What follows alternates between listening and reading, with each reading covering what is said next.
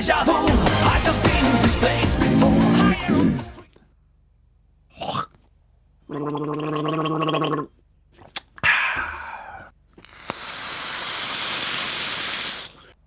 Okay, I'm ready. Okay, hi, hello, and welcome everyone to episode 8 of our GTA 5 All Missions playthrough. Hello. We still have a while to go. We're only on C because the missions are in alphabetical order, and yeah, I think this series is gonna have like probably at least 60 episodes or something, which is kind of insane to think about. It's gonna take a while. Welcome on the top of my mountain, by the way. I was gonna say, why the fuck are we spawning here? We literally have to run like 5 miles before we can get a car. Oh, tumble? Hey, there's a walker. A pedestrian. What? Jesus Christ. I was Oh, just man. selecting the right melee weapon to knock her the F out, but you beat me to it. I know just the weapon. Oh, I just jumped over your head. Alright, so this mission is called Chopper. So I think the main premise of this one is actually gonna be to steal a chopper, because I know you said the same thing last time, but I guess that wasn't really the main part of the mission. It was more about the hacking thing. Sure, yeah. It was actually. Hopefully there's gonna be no more internet troubles, or any kind of troubles, that is, of course. But you don't want that in your video. No, because that would be sad, so I can play with you. It'll basically be a podcast then, I guess. Yeah, I think so. Just two guys playing their separate GTA 5 missions. Yes. Where am I going? Where? I'm going to my bike. I guess I'll pick you up once I reach it. But yeah, this is pretty stupid. This is ridiculous. Yeah. We're walking. We're having a trip. A hike. I feel like I'm not running straight. I feel like your sexuality isn't straight, you know? I'm not gay. I mean, do you have proof? Yes. I touch my penis on a daily basis. That is not true, by the way. Touching your penis on a daily basis makes it more gay. So, you're telling me you're gay? I don't touch your penis on a daily basis. It's more But of you like touch a your own bi-weekly penis. thing. Right? I don't You touch my your own penis. That's disgusting. What the fuck? What do you have to do when you wash it then? I don't wash it. We talked about this already. Wait, what about the keep your peen clean episode though? I mean, it was about your peen. I didn't make any commitments to the cause of keeping my peen clean. Well, I think that is nasty. Well, you know, the more cheese is on there, the more flavor it has. You get me? Is this what we're gonna talk about now? Sure. No, not sure. You wanted to turn it into a podcast? Let's turn it into a peencast. A peen cast? How big Yo. your dick? About 9 inches. That's disproportionately long. Well, there is a certain Same. Yeah, it's topic that I want exactly to the talk same. about. I wanted to talk to you about it's raining in GTA 5 right now. Hallelujah. No, your video quality. Yeah, that's... What happened? What S- happened? So, my videos were blurry for the last 10 months, which is the entire period of me trying this YouTube thing, of course, as you all know. Yes. And, I mean, I had watched some videos previously on the topic, like why it was like that and stuff, but I never could quite figure out the solution. Real quick in between, there's a couple of dune buggies here. You want to go in separate ones, or you want to ride in one? Let's go in separate ones once I Alright. manage to get up this fucking mountain. Yeah, alright, great. So, yeah, the background was always really pixelated and really blurry, and what... And like, whatever I tried, I tried everything. I tried changing up my rendering settings, I tried changing up my recording settings a bunch of times, especially the bitrate. I changed up the bitrate like 20 different times, and it always just, it stayed pixelated, especially in these fast moving games like GTA, for example, or like, I don't know, Rocket League. You can definitely see that in our one Rocket League episode that we recorded like 20 years ago. You can see a lot of pixelation in that. What are you doing? I can't get that tomato. Fuck it. Oh god. Oh, you gotta follow the helicopter. Yep. So I Fine, don't. I'll I don't just- think you even need a dune buggy. No. I hope I don't let it go away because I just crashed pretty badly. But It's fine, I'll make my way there as downtown. fast as possible. But yeah, the main premise is that YouTube has this codec thing that they use to encode your videos, and when you're a small channel, they don't want to allocate too much of their resources to you, of course, which is, I guess, a logical way of thinking and a way of acting from a business standpoint that just has a limited amount of resources that they can give out. But I mean, it sucks, of course. Yes. Because even though not many people are watching my videos, I want them to look like I have 20 million subscribers, of course. Like, I want to put all the effort into it that I can. Yes. And if it's just YouTube that's screwing me over, well then that feels really bad, because if the videos would be bad because of my own commentary or gameplay or stuff, which some might argue they are, you know what I'm saying? But No. that would feel okay, because I would know, like, alright, I just have to improve and that'll make it better. But no, this was something that I couldn't help. Until recently, I found out that if you actually render your videos at a higher resolution, that's what I'm looking for, YouTube has to allocate you the better codec, the better encoding program. I guess it's just that the lower quality encoding program can't really handle that bigger resolution.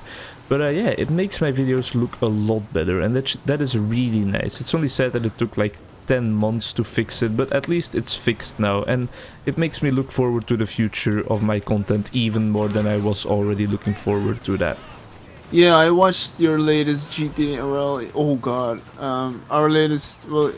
the latest episode, and it looked like insanely much more better. Actually, like ridiculously much better. Yeah, it's a big change, and it's for the better, definitely. There's one bad part about it, and that's that the rendering, the uploading is taken a lot longer, of course, even longer. And I mean, the files are getting ridiculously large now, but that's a price I'm definitely willing to pay, you know.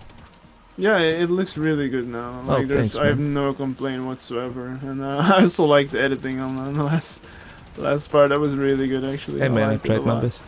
What was your favorite edit on that one? Well, let me recall. There was a certain. Oh fuck me! You're putting me on a spot now, actually. Well, Oh god! Jesus Christ. Well, maybe if I say my favorite part, you will that will refresh your memory. The favorite edit I definitely did for sure was the American flag with the national anthem in the background. That was good. I like the one with Spain as well. But there was a certain transition that you did that I really enjoyed. Oh, I yeah. recall. Yeah, I talked about you before this. I talked about this with you before this episode as well. Like, I made an effort. I'm gonna go through this tunnel right here. I made an effort to not include that many redundant, that's the word I'm looking for, redundant dialogue between us. Like, for example, instead of keeping in the part where we say, alright, now we're gonna cut to here, I would just cut to that point. And I think that makes the video shorter, more engaging, more action-packed, and just more fun to watch in general. Yeah, it keeps the flow going, which is really good. Like, I suppose you don't want that downtime of like, okay, we're gonna do this now, and then it happens, because there's no point to that. Like, it doesn't add to what you're trying to portray in the video. No, that's true. That's true. So there's a lot of things you can cut away by just keeping to that mentality for certain parts. Whoa, what the fuck? Yeah, you're teleporting. I guess I'm just lagging a bit again, but the Discord sound is fine. You're not dropping out or anything, so that's good. Yeah, it's probably just GTA again, I guess. Yeah, I have a lot of rubber banding on my end a bunch of the time. Also when we're doing races, and it actually affects my speed and position, so that's pretty bullshit, but yeah. Well, every time I bump into you, I come to a full stop for some reason. It's really, fucking weird. I noticed as well. So maybe it isn't rubber banding, it's just like a busted mechanic. Oh, this time you kind of bumped me forward. Interesting. Maybe we should handle this equipment Wait, a bit more hell? carefully, is what I'm gonna say. Yeah, I there's don't a tree know. stump right there, I think. Alright, yeah. Invincible trees in this game. That's one thing I hope they fix. Well, Change, yeah. In GTA 6, that like more destructible, drivable through environments, because goddamn. Definitely. I mean, for sure, this big of a map, it will probably be hard for your processor and stuff to make all of these things destructible, but just making trees and bushes like unpassable, that's a piece of game design that I never really understood, actually. Me neither. it's really weird actually, because sometimes you drive through with a friggin' juggernaut, and then there's like this little bush that just stops you completely. It's so weird. Yeah, it's really stupid. Well, that was an easy mission. Yeah, easy enough. Oh, cash. Well, Ugh. we can definitely include another one in this. Yeah, how long have you been recording? 11 minutes. Well, let's go. Let's go to mash and grab for Geralt. Back into the grind. Geralt or Gerald, what do you think? Geralt. Because for me, Geralt stands for Geralt of Rivia, the White Wolf. What about Grey that Wolf, Grey Wolf, Grey Wolf. What about that show that is coming out, huh? I think I might actually buy some Netflix time for that. Just for that, wow. Yeah. Wait. Maybe other things that are exclusive, I don't know. Well, yeah, you're really into The Witcher, kind of, aren't you? Yeah. I loved it so much, my playthrough. I spent a lot of time on it that once I completed it, including the DLCs, that I kind of don't want to play it anymore. Because I'm afraid that it'll just get me soaked up in again. Yeah, I heard the same thing from a lot of other people. Like, for example, my buddy Steph, who you know as well, he lost like 80 hours in that game in like 4 days or something, which is impossible, so I'm gonna change it to 2 weeks, but you get the gist of what I'm saying. Yeah. Good math. It really kind of feels like a movie though when you play it, and once you get like to some of the intriguing stuff, which is quite early on actually, you kind of want more, and then you feel like you're like it's more like watching a movie almost. Like the story is so good, and like even the side quests are ridiculously good.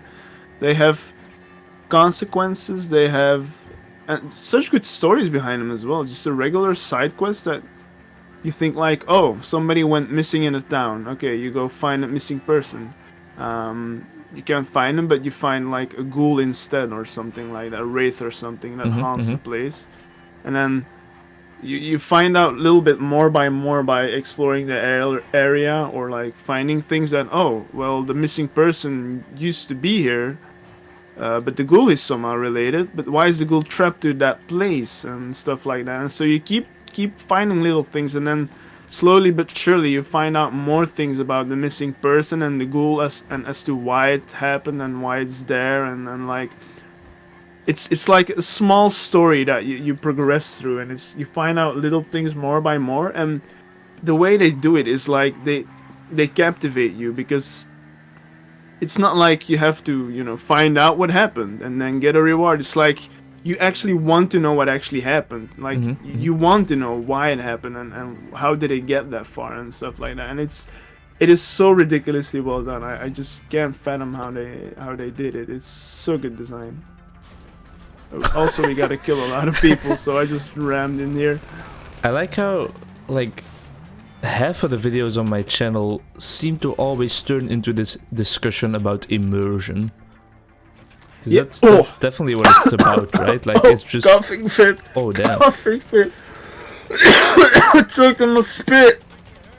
Okay, I'm good. Yeah, sure. No. I'll get in because I'm getting. Oh, well, I mean, it's a bit rude, but. Give me your best G. Oh god. Are you fine over there with your coughs? Yeah, I'm good. Would you say immersion is the best aspect of video games? No, storytelling. But storytelling. Of course, that depends on the game. Yes. Storytelling also is a bit factored in immersion, of course. But it's really interesting that you give that answer actually, because most of the games that we play a lot don't focus on storytelling that much, do they?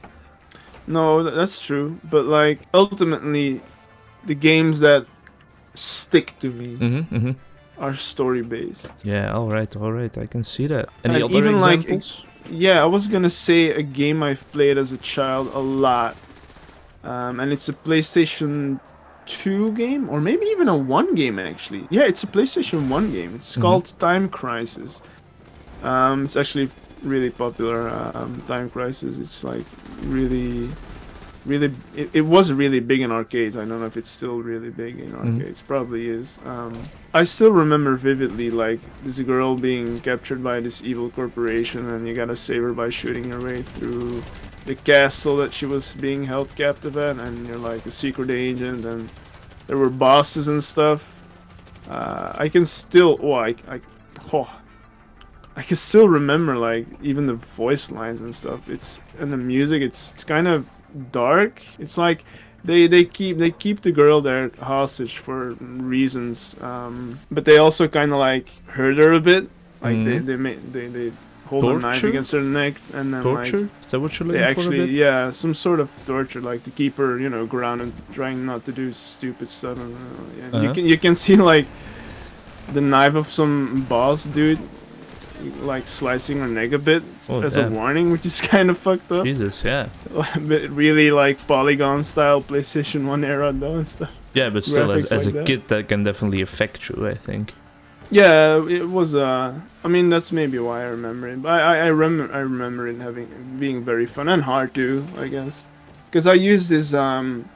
It came with like, I don't know if it came with it, but I remember using like this gun Oh, that yeah. came with yeah, it yeah. that you had to plug into the screen as well, and then you could like shoot at the screen with it. It was really weird how that worked. Still I don't had know how that I had works, the same actually. thing, but with the Nintendo Wii and Call of Duty Modern Warfare, Yeah, yeah. Warfare 1 actually. But it was actually really good and precise, and it worked really well. It's fucking nice. That's But yeah, awesome, man. stuff like that. It had a really great story though. Oh! Yeah, but what I was getting at with my argument is like, for example, the game that we played a lot together, Street Fighter, Rocket League, GTA Uh-oh. right now has that's me. GTA right now has a little bit of storytelling, I guess, not really in the online mode, but yeah, I mean, why don't you indulge in story games more often? Because I know that you're putting a lot of time into a rally game as well. Why don't you play them more often than if that's really your favorite aspect? Because it's like a mental state that I put myself into. It takes a bit of effort to like stay into that, I don't know, story mode. It's like reading a book to me. Mm-hmm. If I play a game for the story, it's like reading a book. You have to have your concentration on, because it's easy to like forget about characters that are not really relevant now but could be potentially relevant later. Yes. That is also why I played The Witcher, not in one sitting, but like furiously, constantly, day after another, whenever I could, just so I could, you know, keep with the story and the characters, and like, oh, this character makes an appearance again. I remember that from that quest I did fucking 20 hours ago. That's amazing. Yeah, for me it's like reading a book. I have to be like really indulged into the story for me to enjoy it. And there was an error joining a session. Please return to GTA 5. And then Rally, that's something different, because I always liked racing games. And with Rally, I just like that it's difficult, but it's like rewarding as fuck. When you like, when you first take on a track with a car from a class that you're not used to driving, like a really fast car, Yeah. you're all over the place. Yeah, there's no way you might even crash, not even make it to the finish. But you do it again, and you know what's coming, and you're listening to your co-driver, and maybe you take it a bit slower, and then you find yourself progressing through the map, steadily but surely, and then you reach the finish, and that feels good. And then you do it again, and you get a little bit faster. Well, actually, the third time you get a bit more faster now, until you come at a point where like you're at your almost peak on that map with your skill. The point And where then you that's are the car. Yeah, and that's where, you know, the fun actually start to happen, because at that point you know you could improve, but there are so many corners, so many things you need to keep in account for you to actually make yourself better at that map. And sure, slowly but surely you shave off like not even seconds, but like half of seconds or like hundredths of a second on each turn. That's the And best then feeling. Yeah. and then you finish the line and you see you have like a better time every time, and then that's so good. It's so good. That's the best feeling. like I it. can relate to that. The Dark Souls of racing games to me. Oh, don't say that. That's something that unnerves me when people say the Dark Souls of. Yeah. There's a lot of journalists that don't know anything about gaming just call any game that is a bit hard that. Yeah, indeed. But like, rally is really niche. Sure, I can definitely see that. Just the factor of having a co-driver makes it already so much different from like Gran Turismo, where you just look at your map where the next corner is gonna be. Yeah, indeed. You actually have to listen, otherwise you're pretty fucked. And that's why the hill climb is really difficult as well. Yeah, because you don't know what's coming up. And actually, it's a real thing as well. In real life, people do that at those fucking crazy speeds. So insane. That is ridiculous. That's so insane. I'm getting out of this bus before it blows up in my face. Well, talking about getting out of things, we should get out of this episode, I think. Yeah, it was a good one. Really interesting discussion there at the end, definitely. I mean, I wish we were doing an actual podcast right now so we could just keep talking about this, but yeah, I feel like this was the most fluent episode that we had yet, I think, commentary-wise at least, and also the missions, they went by pretty easily. Well, the last episode went pretty freaking well as well, I think. Also true, except for the internet problems, of course. Well, that's just third-party problems we can't really take into account for, I guess. That's true. That's true. But I definitely enjoyed myself. I hope you did as well. I hope the audience did. And I hope to see them in the next one as always.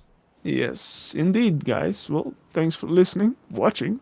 And bye-bye. Bye-bye. Yeah, indeed. See you later. See you later. Mwah. What the fuck? That shit gay.